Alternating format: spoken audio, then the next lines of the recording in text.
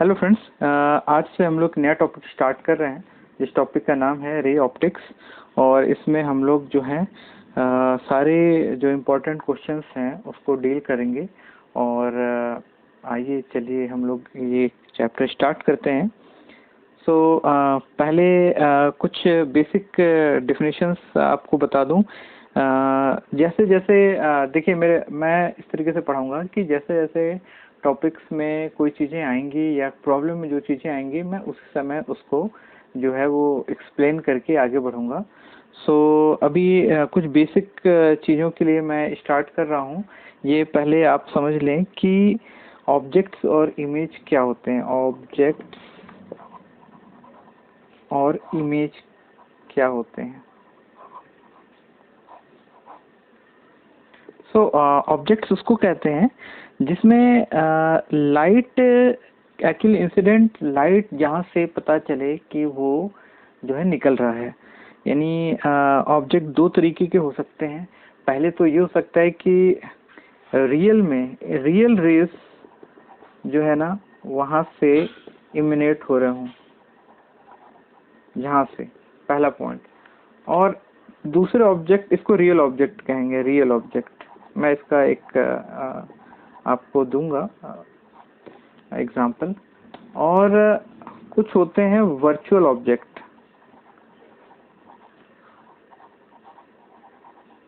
जो कि अपीयर होते हैं,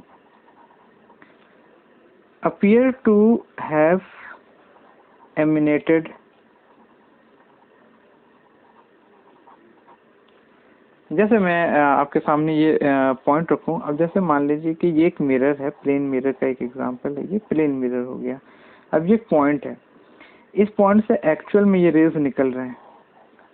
तो ये हमारा जो पॉइंट ओ है वो रियल ऑब्जेक्ट है, क्योंकि एक्चुअल में रेज जो है यहाँ से निकल रहे हैं।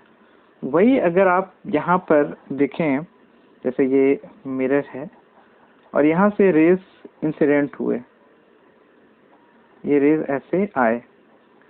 ये रेज जो हैं, अब मैं इसको अगर अपीयर करूं कि या इसको पीछे ले चलते हैं तो ऐसा लगेगा कि ये रेज जो हैं ये यहाँ से आ रहे होंगे। इस रेज को हमने यहाँ मिलाया है। तो ये आप इसको समझ सकते हैं वर्चुअल ऑब्जेक्ट।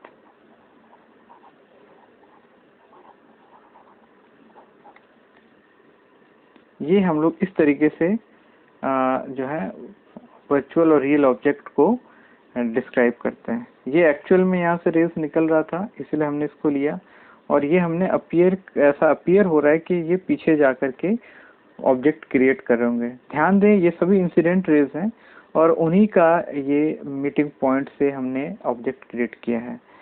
तो ये हो गए आपके, अब ये O1 और ये O2। O1 आपके रियल ऑब्जेक्ट हो गए और O2 आपका जो है ना वो वर्चुअल ऑब्जेक्ट हो गया। ठीक है, अब हम इमेज की बात करें तो अभी आप बेसिक तौर पे समझ सकते हैं कि इमेज वो होगा जब ये रिफ्लेक्ट हो जाए। अब जैसे आप इसको इस यहाँ पर देखें कि मैं आपको लॉज ऑफ रिफ्लेक्शन बता दूंगा। एट प्रेजेंट अभी आप ये मान के चल रहे हैं कि हम लोग उसको जानते हैं। तो जैसे देखिए यहाँ पर हमने इस मिरर पे जो है इसका रिफ्लेक्शन लिया, ये यहाँ गया और ये यहाँ गया। ये है रिफ्लेक्टेड रेज, ये जो है ना ये दोनों रिफ्लेक्टेड रेज हुए। अब इमेज किसको कहते हैं? इमेज कहते हैं रिफ्लेक्टेड रेज को मिलाने से हमारा जो है इमेज बनता है। तो कई बार तो क्या है कि रिफ्लेक्टेड रेज एक्चुअली मीट करते हैं तो उनको रियल इमेज कहते हैं। रियल रिफ्लेक्टेड रेज मीट तो वो रियल इमेज कहलाता है।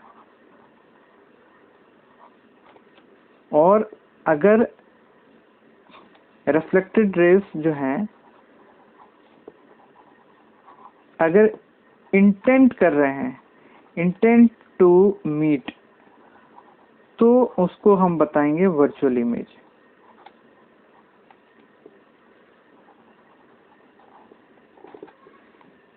सो जैसे अब आप ये एग्जांपल ले लें ये है रिफ्लेक्टेड रेस, इसको हम लिख रहा हूँ, अब मैं लिख रहा हूँ इसको I1 और इसको लिखता हूँ मैं I2। ये I1 I2 जो है ना आपकी, ये मैं इसको थोड़ा आगे कर लूँ, ये I1 I2 जो है आपके रिफ्लेक्टेड रेस हैं। अब आप तो देखिए ये मीट नहीं किए हैं, तो आप इसको इंटेंड करवाएंगे पीछे ले जा करके। ये बना आपका O1 का इमेज है ना, O1 I लिख रहा हूँ मैं, इसको इमेज लिख देता हूँ, चलिए इमेज 1।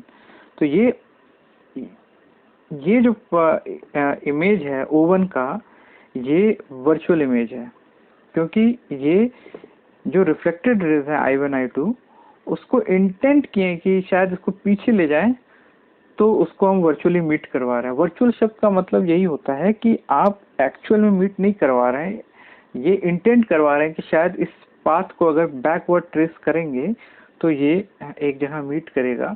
और ये वर्चुअल है क्योंकि एक्चुअल में तो I1 I2 का जो है वो मीट नहीं हो रहा, रिफ्लेक्टेड रेस का मीट नहीं है, ये इंटेंट कर रहे हैं, इसलिए इसको हम कहेंगे वर्चुअल इमेज। ये है वर्चुअल इमेज। और अब आप इसको देखें, इस पॉइंट पर ये कुछ रेस थे जिसको हमने बताया था कि इंसिडेंट रेस को मिलाकर हमने वर्चुअल ऑब्जेक्ट बनाया। अब हम इसका जो है रिफ्लेक्टेड रेस देखते हैं। जैसे मान लें मैं इसका आपको दिखा रहा हूँ, ये आपका नॉर्मल हो गया, ये रेस ऐसे आई होगी। अब आप इसको देखें, ये इसका नॉर्मल हो गया, ये रेस ऐसे आई होगी, ये यहाँ मिली, ये जो है आपका रिफ्लेक्टेड रेस ट्रेस करके यहाँ मिली, एक्चुअल में मिली है ये, तो ये आपका रियल इमेज हुआ। क्योंकि एक्चुअली रियल पे जो रेज है ना, actually real reflected raise have met. सो ये आपका जो है, ये आपका रियल इमेज हुआ। यानी कि आप सीधा ऐसे समझ सकते हैं, वर्चुअल इमेज का मतलब हुआ जहाँ वर्चुअल रिफ्लेक्टेड रे इमेज, जब भी मैं बोलूँ तो आप उसको रिफ्लेक्टेड रेस से ही ट्रेस करना, इंसिडेंट रेस से ट्रेस मत करना। इंसिडेंट रेस से आप जब भी ट्रेस करते हो तो ऑब्जेक्ट पे पहुंचते हो, और रिफ्लेक्टेड रेस को ट्रेस करके आप इमेज पे पहुंचते हो। तो यहाँ पे इमेज तो रियल इसलिए बन रहा है क्योंकि एक्चुअली में रिफ्लेक्टेड रेस यहाँ पर आपके मीट हुए हैं, तो इसलिए रियल इमेज है। अब आप इस ऑप्शन को अगर देखें तो ये एक वर्चुअल ऑब्जेक्ट का रियल इमेज है। ये देखें, ये जो हमने ट्रेस किया था, ये दो रेस को, इस दो रेस को जब पीछे इंसिडेंट से मिलाया था, इंसिडेंट रेस को आगे करके, तो हमें वर्चुअल ऑब्जेक्ट मिला, और जब इसका रिफ्लेक्शन करवाया तो रियल रिफ्लेक्शन हुआ, तो ये इसका जो है वो रियल इमेज बना, यानी वर्चुअल ऑब्जेक्ट का रियल इमेज बना है। और आप इसको देखें तो ये आपका रियल ऑब्जेक्ट है, ये मैं इसको थोड़ा सा ऐसे कर दूं, ये आपका रियल ऑब्जेक्ट है, और इसके रेज जो हैं ये रिफ्लेक्ट हुए और उसको हमने पीछे ट्रेस किया। तो चूंकि ये इंटेंड हो रहा है अपियर करने के, रिफ्लेक्टेड रेज को मैं इंटेंड करवा रहा हूँ कि बैकवर्ड ट्रेस करके, तो ये आपका जो है ये पॉइंट, ये आपका रियल इमेज नहीं है, ये वर्चुअल इमेज है। तो ये जो कंडीशन है, फर्स्ट कंडीशन जो है आपका, वो रियल ऑब्जेक्ट का वर्चुअल इमेज है। और आप इसको अगर देखें तो ये आपके जो है वर्चुअल ऑब्जेक्ट का रियल इमेज है। ये मैं आगे और भी आपको बताऊंगा, तो आप थोड़ा सा समझ गए होंगे कि इमेज और ऑब्जेक्ट का क्या बेसिक जो डिफरेंस होता है। अब आ जाए फ्रेंड्स, हम लोग जो है बेसिक जो नियम हैं आपके मिरर्स के, उसको पढ़ लेते हैं। रिफ्लेक्शंस के जो हैं, ये मैं आपको एक एग्जांपल बता देता हूँ। ये आपका मिरर है, इस पे बिल्कुल नॉर्मल आप एक पॉइंट ले लेते हैं, इस पे एक नॉर्मल चीज लेते हैं, ये पॉइंट ऑफ इंसिडेंस कहलाएगा। ये मान लीजिए एक रेज जो है यहाँ आई, ये यहाँ पे ऐसे टकराई और ये ऐसे रिफ्लेक्ट हो गई। तो पहला नियम जो है वो ये कहता है कि आपका जो प्लेन होगा, ये रिफ्लेक्टेड, ये इंसिडेंट रे हो गया, इसको मैं I1 लिख रहा हूँ, इसको मैं R1 लिख रहा हूँ, ये दो रेज हो गए, और ये नॉर्मल हो गया, इसको नॉर्मल बोलते हैं जो 90 डिग्री पड़ता है। तो नॉर्मल, रिफ्लेक्टेड रे और इंसिडेंट रे सभी एक प्लेन में होंगे, तो ये एक प्लेन में है। और दूसरा ये कहते हैं कि जो एंगल ऑफ इंसिडेंस होता है, यानी कि आप जो एंगल बनाते हैं नॉर्मल से जो आप एंगल बना रहे हैं और रिफ्लेक्शन से जो एंगल बन रहा है, ये दोनों एंगल बराबर होते हैं। अच्छा, तो यानी आप इसको अगर एंगल θ1 बोलें और इसको θ2 बोलें, तो angle θ1 will be equal to angle θ2। ये हो गया। तो आपने दो नियम पढ़े, पहला तो ये कि ये सभी प्लेन में होंगे, और दूसरा ये पढ़े कि एंगल ऑफ इंसिडेंस, इसको एंगल ऑफ इंसिडेंस कहते हैं और इसको एंगल ऑफ रिफ्लेक्शन बोलते हैं। तो ये दोनों बराबर होते हैं। अच्छा, अब मैं आपको बताता हूँ एंगल ऑफ डेविएशन किसको कहते हैं।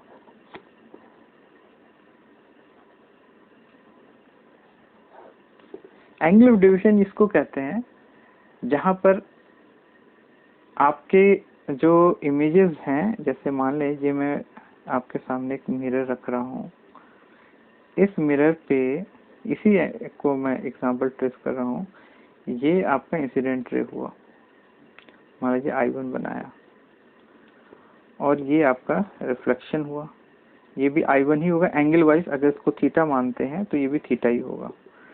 ये हो गया आपका रिफ्लेक्टेड रे जो निकल गया। अगर आप इसको देखें अगर, तो ये इंसिडेंट रे ऐसी जानी थी अगर मिरर नहीं आता, लेकिन मिरर के होने के कारण ये जो रेज है ना अपना पाथ इस तरीके से ट्रेवर्स किया। तो ये कितने एंगल से अपने एक्चुअल पाथ से डिफ्लेक्ट हुई, ये इतना डिफ्लेक्ट हुई। इसको अगर आप देखें तो ये पूरा 180 है, ये 2 थीटा है, तो ये एंगल हो गया आपका पाई माइनस 2 थीटा। ये आपका एंगल ऑफ डेविएशन कहते हैं, पाई माइनस 2 थीटा। कुछ लोग इसको ये भी कह सकते हैं कि ये एक एक्यूट एंगल जो हो सकता था, एक्यूट एंगल डेविएशन है ये। एक्यूट एंगल तो मैं नहीं कहूँगा, ये कहूँगा आप इसको मान लीजिए कि जो जिससे आपका लेसर एंगल पता चले, ये एंगल डेविएशन को लेते हैं। कई लोग इसको इस तरीके से भी देख सकते हैं कि ये रेज ऐसे जा रही थी और इस तरीके से घूम के यहाँ आई। तो अगर आप इसका वैल्यू देखेंगे तो ये आपका 180 हुआ ही, और ये 2 थीटा और हो गया। तो एक एंगल ऑफ डेविएशन जो लोग कह सकते हैं वो पाई प्लस 2 थीटा भी बोल सकते हैं। ये लार्जर एंगल डेविएशन दिखाने का तरीका हो गया, और ये आपका स्मॉलर एंगल डेविएशन दिखाने का तरीका हो गया। यूजुअली हम लोग इसी को लेते हैं, यूजुअली हम लोग इसी एंगल को लेते हैं एंगल ऑफ डेविएशन के नाम पे। अच्छा, तो फ्रेंड्स अब हम लोग जो है कुछ एक आध क्वेश्चन करते हैं इसी पर। एक क्वेश्चन है आपके सामने। सपोज कर लें कि ये एक मिरर है, ये एक मिरर है, मैं इसको बना दूं। ये एक मिरर है और ये इसका एक नॉर्मल है। अब आपके सामने एक इंसिडेंट रे आया, इसका एंगल मान लीजिए कि ये फाई है और ये इस तरह से निकल गया। तो आपको पता है कि ये भी एंगल जो होगा वो फाई होगा। अब आपसे क्वेश्चन ये कह रहा है कि अगर मिरर को थोड़ा सा जो है वो अगर शिफ्ट कर दें कुछ एंगल से, सपोज ऐसे कर दें, मिरर आपका पहले ऐसे था, अब मिरर आपका ये हो गया, मान लीजिए थीटा एंगल शिफ्ट हो गया, पहले ऐसे था, ओरिजिनल पोजीशन को 1 मान लेते हैं और पोजीशन शिफ्ट हो गई थीटा से ऐसे, मिरर की ये भी थीटा हो गया। तो आपको ये बताना है कि एंगल ऑफ डेविएशन में कितना फर्क आएगा। सो फ्रेंड्स हम लोग स्टार्ट करते हैं। अब जब भी मिरर लेते हैं तो नॉर्मल, अगर मिरर शिफ्ट हुआ है तो आप समझ लें कि आपका नया नॉर्मल, जैसे मान लीजिए इसको N1 मान लिए, लेकिन मिरर शिफ्ट होगा जब ऐसे, मिरर पहले था ऐसे, मिरर शिफ्ट हो गया ऐसे, तो आपका नया नॉर्मल जो है ना ये बन गया N2, और ये एंगल भी थीटा ही होगा। जितने से आपका मिरर घूमा उतने से भी आपका जो नॉर्मल N1 N2 के बीच में ये शिफ्ट होगा। अब आप देखें इंसिडेंट रेस पर तो कोई अंतर नहीं आएगा मिरर के शिफ्टिंग से, लेकिन एंगल जो अब वो नॉर्मल के साथ बना रहा होगा उसमें अंतर आ गया। अब आपका एंगल बन गया इतना, यानी पहले था आपका इंसिडेंट रेस अगर I1 माने एंगल फाई था, तो अब नया जो एंगल बन गया वो हो गया फाई प्लस थीटा।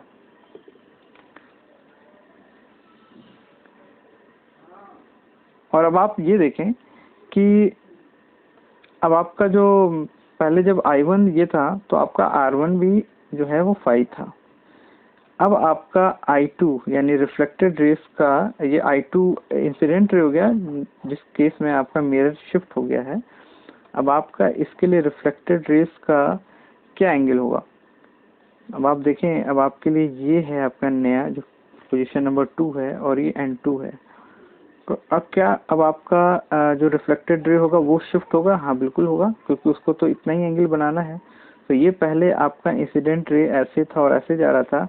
अब आपका मिरर के ट्रांसफॉर्मेशन के कारण वो फाई प्लस थीटा बनाने के लिए पहले इसके साथ ये आपका टोटल फाई था।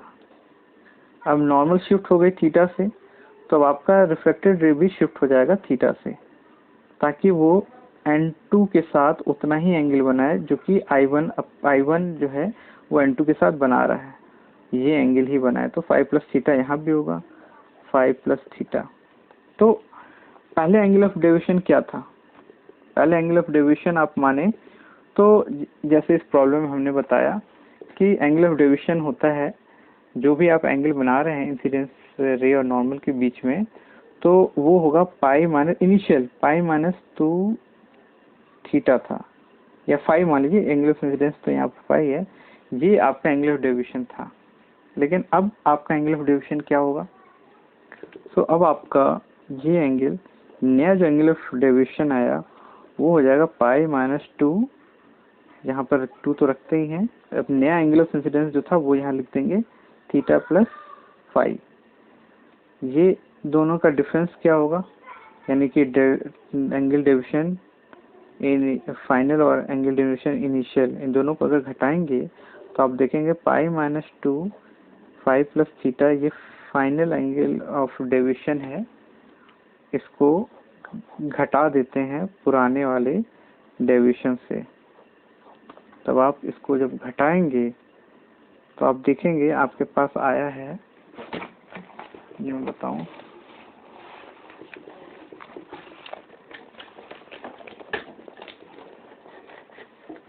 जब आप इसको घटाएंगे तो आपके पास आ जाएगा pi minus 2 phi minus 2 theta minus phi plus 2 phi.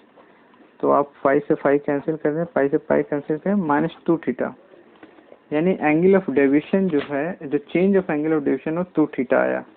यानी कि अगर आपने मिरर थीटा से अगर शिफ्ट किया है तो आपका एंगल ऑफ डेविएशन 2 थीटा से शिफ्ट हो रहा है।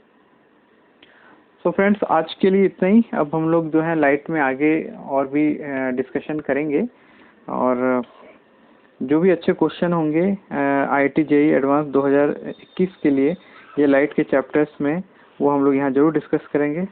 और आपका सपोर्ट और प्यार मिलता रहे तो मैं ऐसे वीडियो बनाता रहूँगा।